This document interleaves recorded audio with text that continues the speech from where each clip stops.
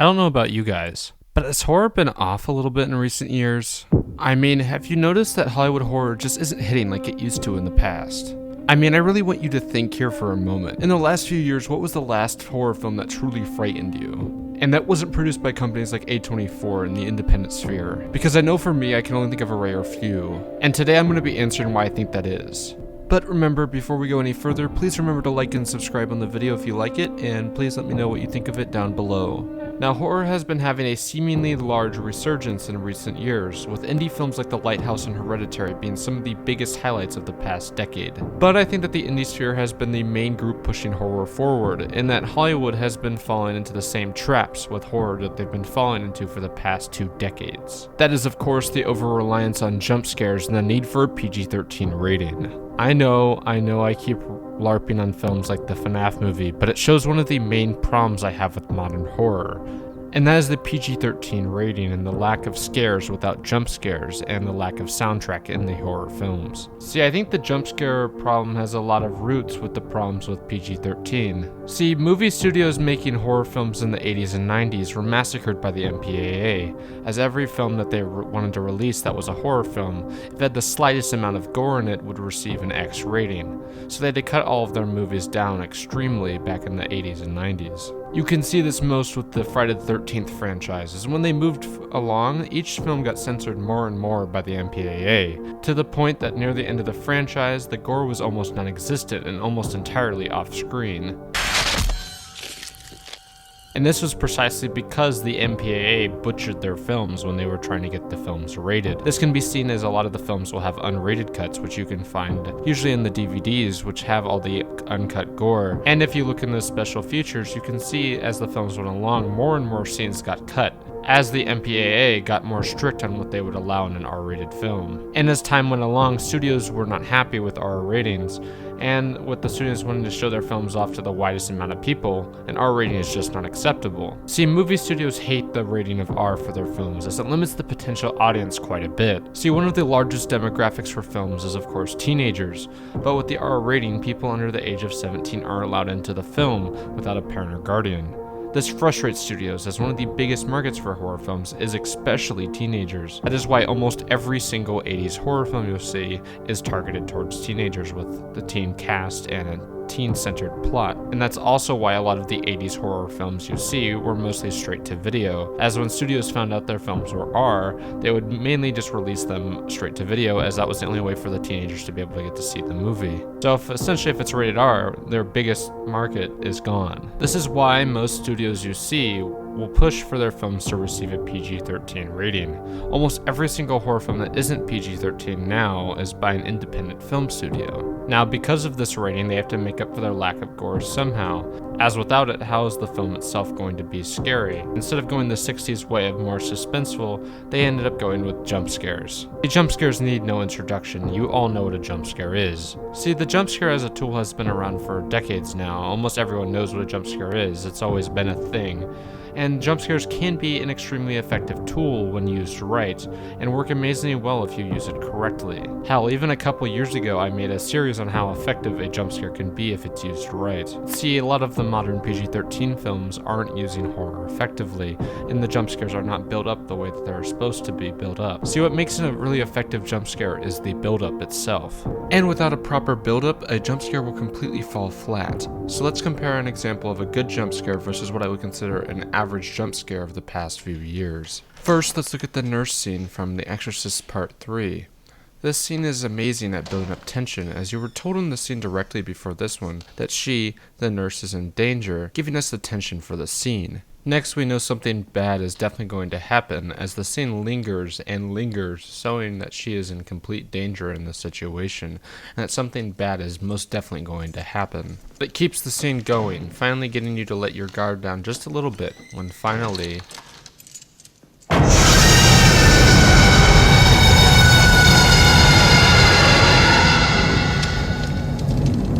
what makes this scene work so well isn't any flashy or gory imagery, it's the extremely shocking noise, the build-up of the tension, and the payoff of the killer being right behind her this whole time. It doesn't even show directly what happens, just implies it with the head of the statue being missing, which I think is just a brilliant storytelling device. The way the scene is paced does an excellent job of keeping you on your toes, as you have no idea what's going to happen next in the scene. This is a prime example of a jump scare done right, as I believe this scene doesn't hold anything back. It gives you all the information you need for you to realize that she is a goner from the very beginning. The scene gives you many moments of false hope throughout, such as the police officer walking in, but it immediately strips it away from you, showing that no matter what she does, she is completely doomed. I think this scene, though, is the complete and utter opposite of the other scene that we're going to be covering, as it does everything right in this scene, while the other one does everything completely and utterly wrong on what to do with the jump scare. The scene we're going to be comparing it to is, of course, the opening of Lights Out.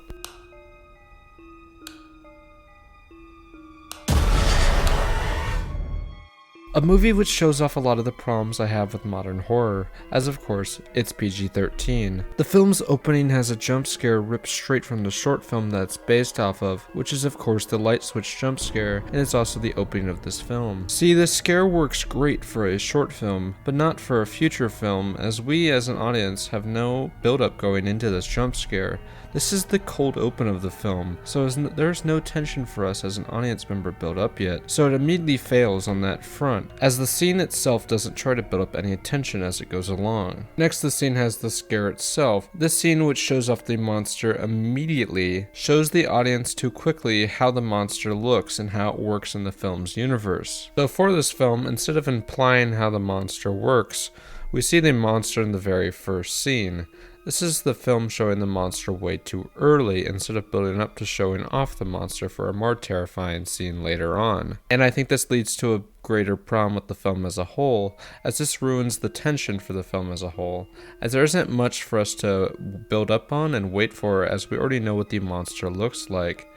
And the jump scare, instead of just creeping us out with a disturbing image, has another stupidly loud noise attached to it, ruining all the tension that there was built up at all from the flickering lights.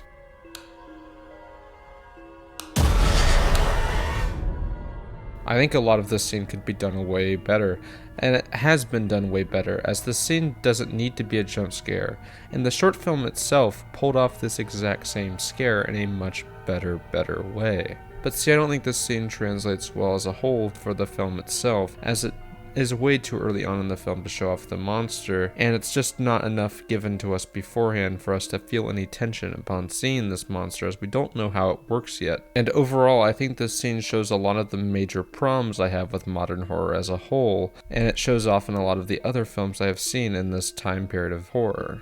Overall, I think modern horror most definitely has a jump scare problem in the making that needs to be fixed. Too many horror films are becoming over-reliant on jump scares, and Hollywood definitely needs to take a break from using that term. And I think this is leading Hollywood films down a dangerous path, as without jump scares, they really have no substance to them, as the jump scares are the main source of horror in most of these modern films. And with the Exorcist segment, there was other things going on besides the jump scare itself that were making the scenes creepy as a whole. And I think the film should have other forms of payoff other than a jump scare for all the scary things that you were seeing on screen. For example, the Conjuring films, which I think actually started off quite good, have slowly devolved into a jump scare fest with each new film being released. I think a lot of these new horror franchises really need to step back and really look on what makes something actually scary. I think now we are seeing way too much of the monsters and the jump scares for me as a viewer, it's causing me to become desensitized to all of it as a whole. For horror, less truly is more. I mean, look at one of the most popular horror writers of all time, H.P. Lovecraft. His style of horror really doesn't describe the monster much at all, instead leaving much of the horror to the situation at hand and all in the minds of the readers, which has been shown to be really effective. So overall, essentially what I'm getting at is that I think horror needs to get a lot more subtle in a couple more years, or we're just going to see a dying genre. And with all that being said, I hope you guys enjoyed the video, and I hope you guys all have a great week. And remember, if you liked the video, please remember to like and subscribe, and if you liked the video, please comment down below what you thought of it. And if you didn't like the video, still just comment down below, let me know what you want me to fix and what you think I should work on for the next few videos. I hope you guys all have a wonderful week, and I hope you guys have a great day.